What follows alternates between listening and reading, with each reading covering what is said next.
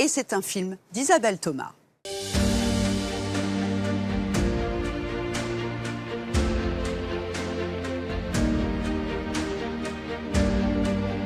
On voit au bout du chenal du Couesnon, la 8e merveille du monde. Arnaud Guérin est géologue. C'est lui que nous allons suivre et qui va nous révéler sa Normandie natale. Oh, quelle chance extraordinaire! Regarde, la marée est en train de rentrer dans la baie du Mont-Saint-Michel. On a cette lumière du soir.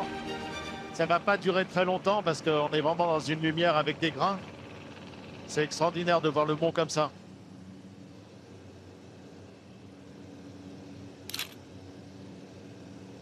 Arnaud prépare aussi une exposition photo.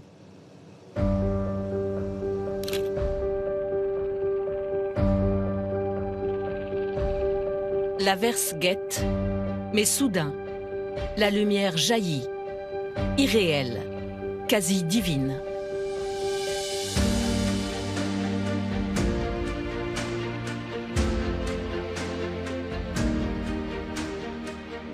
Oh, quelle beauté!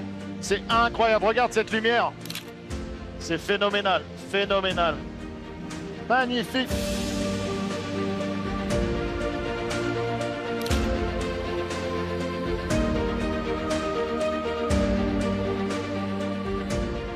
Et on voit cette pyramide extraordinaire qui est le Mont Saint-Michel.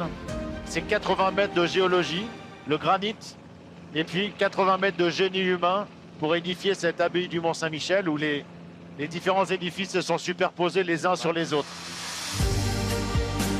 10 siècles d'architecture à l'assaut du ciel. Donc là, on voit très bien, on est sur la face nord du Mont Saint-Michel avec ce bâtiment de la merveille, avec ses 3 étages. Les 3 étages de la société médiévale, le peuple, la noblesse et puis le clergé. En fait, le Mont Saint-Michel, c'est vraiment aussi ce symbole de l'élévation vers le divin, avec cet archange Saint-Michel qui est au sommet. Ah, qu'est-ce que c'est beau, là!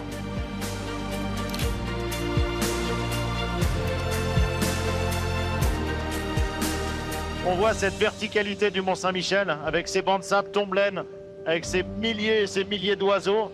C'est vraiment un des plus beaux endroits au monde. Le mont et sa baie sont classés au patrimoine mondial par l'UNESCO. Parce que la baie est aussi un trésor naturel. Alors tu vois, cette baie du Mont Saint-Michel, c'est vraiment un univers de sable. 250 km² à terre et 250 km² en mer. Donc c'est une des plus grandes baies du monde. C'est quoi ces formes en V là? Ce sont les pêcheries. Donc en fait, ce sont des pièges à poissons. À marée montante, le poisson passe. Ouais. À marée descendante, le poisson rentre à l'intérieur du V. Il ne peut plus sortir et il est pris dans la nasse. D'accord. Alors il y a des pêcheries sur cet estran depuis 5000 ans.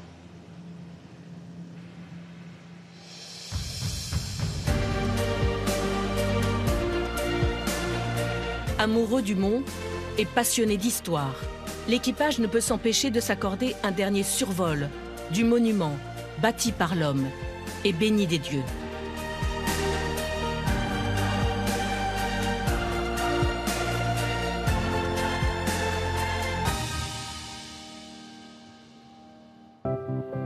Au nord-ouest de la France, la Normandie est baignée par la Manche, côté mer, et elle est une véritable pépite verte, côté terre.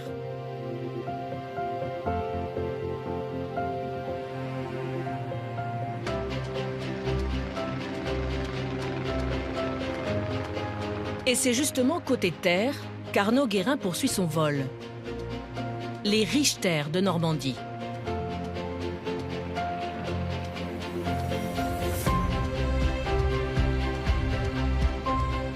Ah, c'est très beau avec ces lumières là.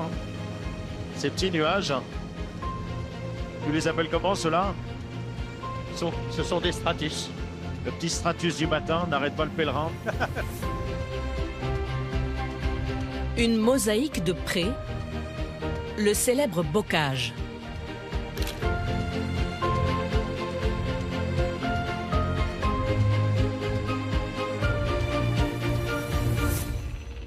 Alors le bocage, ce sont des champs qui sont limités par des haies.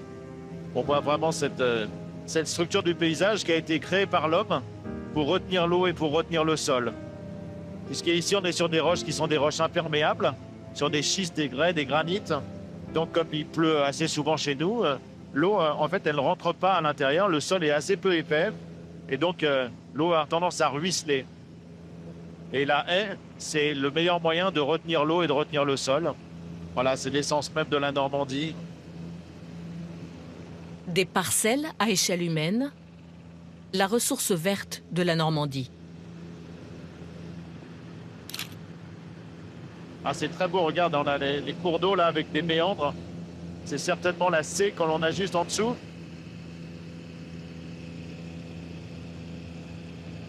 Et puis surtout, tu as vu la signature de ce paysage, c'est vraiment le vert.